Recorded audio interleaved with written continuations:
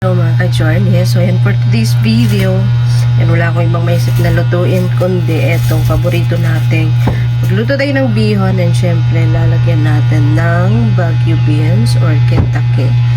So, eto na yun guys, no? Yung sahog pala ng aking bihon is corned beef lang yung sinahog ko.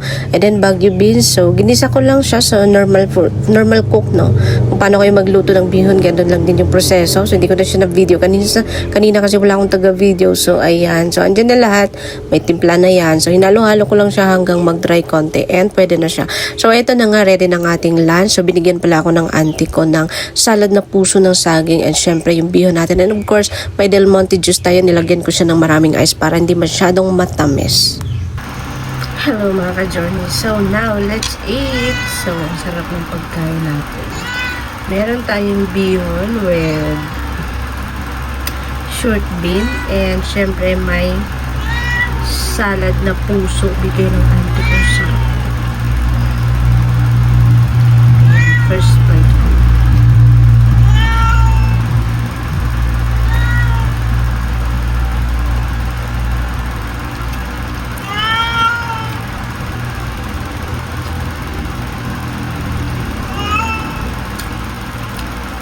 Yung buhok ko parang sarap.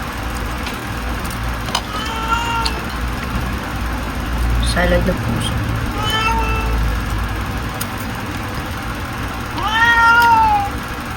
With juice tayo.